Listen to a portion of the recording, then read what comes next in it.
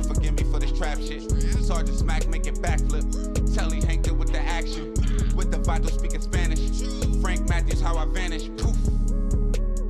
Came back like I'm King Tut. Gold BBS is on a beamer. When Fat Cat was 10 queens up.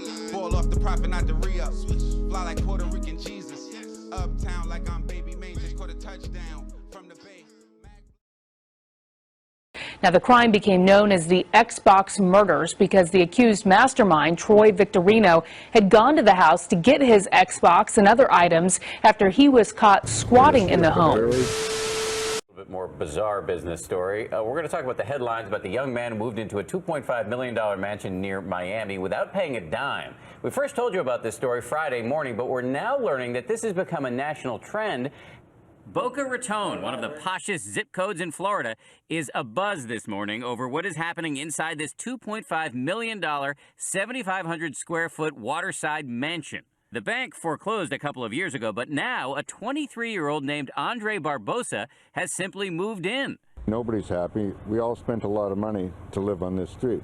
Barbosa is using an obscure legal concept on the books in every state called adverse possession, which says if you live in an empty home for a certain amount of time, it's yours. Adverse possession is being attempted all over America. Susan Weidman took over a series of homes in the Atlanta area. I filed adverse possession back in February as Susan Weidman at the DeKalb courthouse. Okay. So I'm not just, transient squatter here. This $3.3 million house near Raleigh, complete with an elevator, got caught up in this whole mess when Sean Pendergraft claimed he owned the house. It's not a scam. Everything we're doing is lawful. There have always been squatters, but the housing crisis has put the phenomenon on steroids. Very brutal crime. Volusia County's sheriff calling what happened inside this rented Deltona home one of the bloodiest murder scenes his homicide detectives have witnessed. But I'm not going to tell you how it was done or what was done, but it was, and I've talked to our investigators, and we have a lot of years of experience here, and all of them the same way. They've never had one in this county, that we have not seen one like this. What authorities are confirming, 6 are dead here, 4 men, 2 women, and a dog. There were signs of a struggle. Bodies strewn all over the house. A neighbor is temporarily sheltering the parents of one of the female victims as they wait for positive identification. For me, it's hard because I got kids. And find out, how somebody, your family, around the corner, you can even go and see what's going on because they say it's awful what happened there. And they're devastated, and I feel bad for them.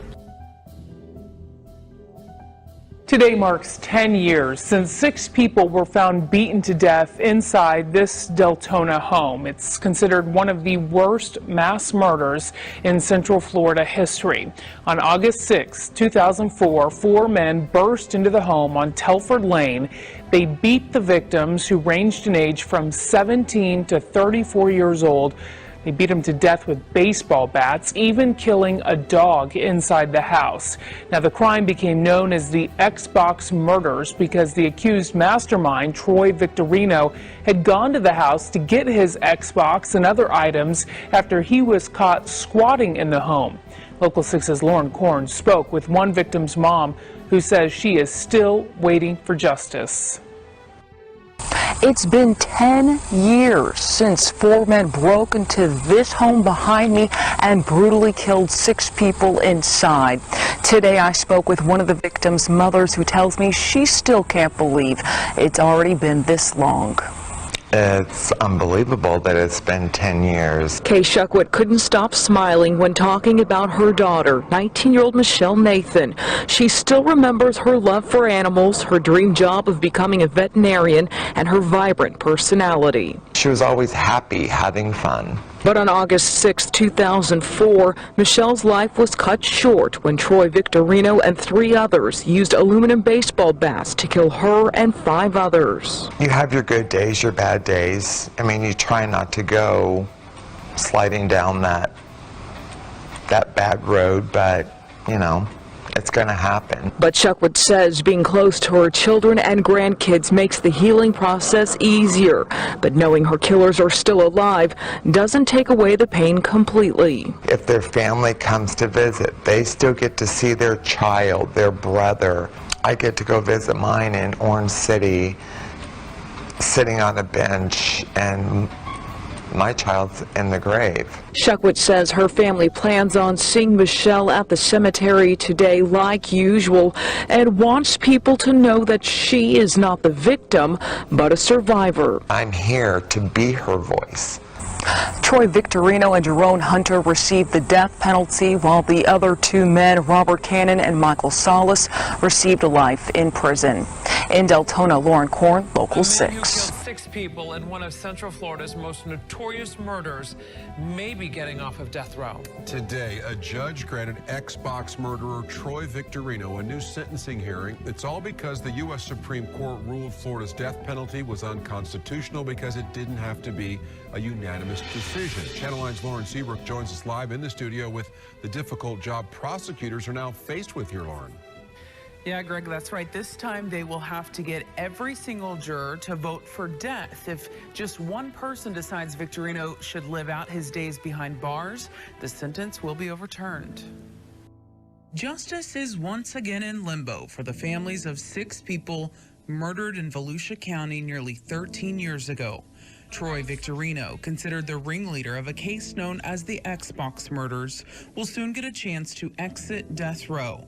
Today, a judge granted Victorino a new sentencing hearing because the U.S. Supreme Court ruled the process for Florida's death penalty unconstitutional at the time he was convicted. It makes the prosecution's job more difficult. You may remember Victorino and 3 other men broke into a Deltona home he was evicted from looking for his belongings. That included an Xbox game console. They tortured 6 people, stabbing them several times and beating them to death with baseball bats. Victorino also sexually assaulted a female victim's body after killing her and stomped the dog to death.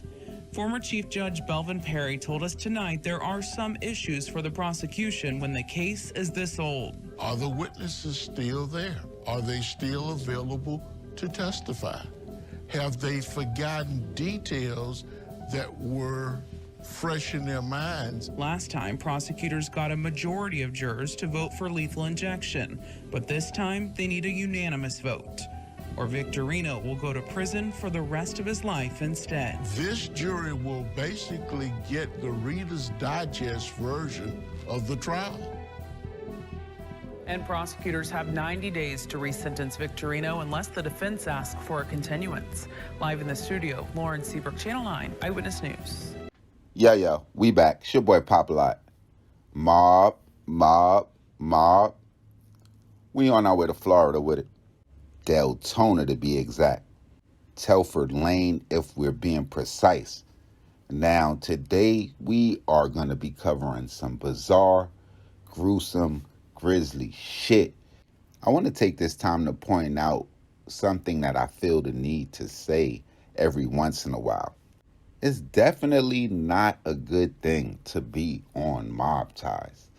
Sometimes you might get a story that has a happy ending, but for the most part, if the people are alive and walking free, they should be very, very thankful. But with that being said, I could not run a channel called Mob Ties without covering a subject like this. Now, today we are going to be covering a guy by the name of Troy Victorino.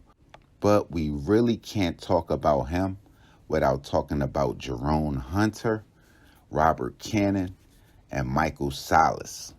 Now, before I go any further, has anybody listening to this video ever encountered a squatter?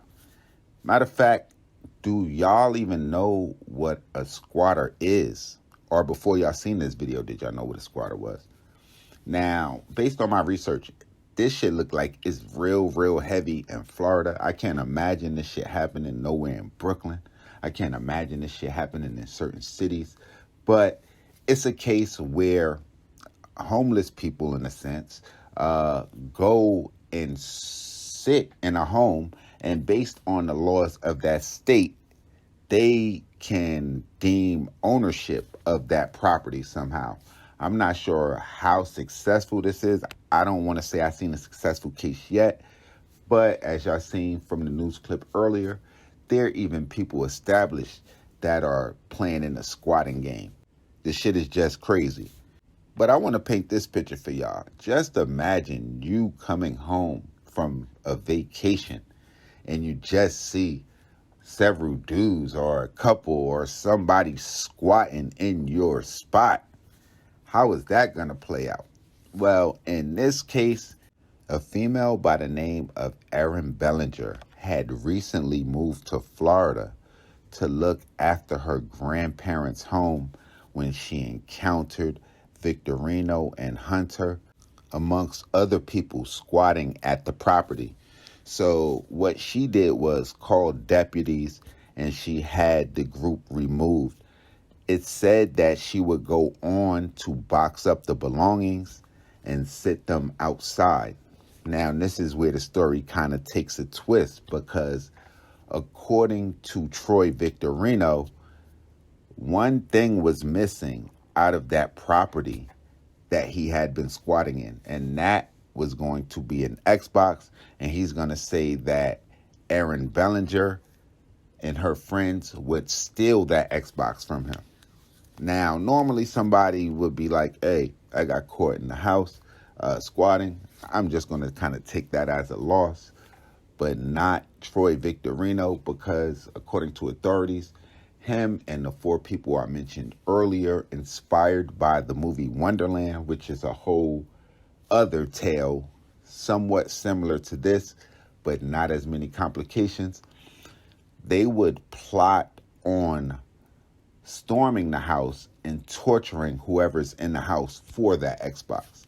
Now, based on reports, it said that they wanted to use a gun, but they didn't have enough bullets because they expected multiple people to be at this property. So based on that, they determined that they're going to storm the house using knives and baseball bats. Me assuming Deltona to be a very small town, 2 days before said attack, a clerk at the local Walmart reported Victorino and his friends, saying that they were laughing and giggling and being rowdy, and she determined or stated to the officers at that time that they were up to no good because they were standing in front of the store and they had baseball bats in their hands. Lo and behold, that Friday on August 6, 2004, they would indeed storm the home.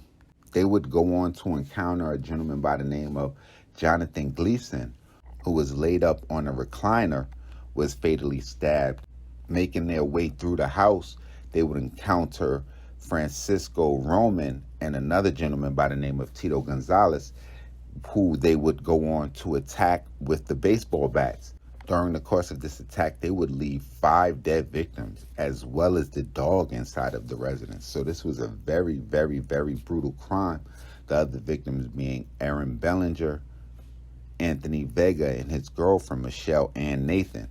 Now, upon discovery of the bodies, authorities would launch one of the biggest investigations or manhunts in Florida history, and they would go on to arrest Troy Victorino, Robert Cannon, Jerome Hunter, and Michael Salas. Now, Robert Cannon and Michael Salas would end up being sentenced to life. Now, Troy Victorino and Jerome Hunter were not so lucky, if you want to consider that being lucky, because they were sentenced to death.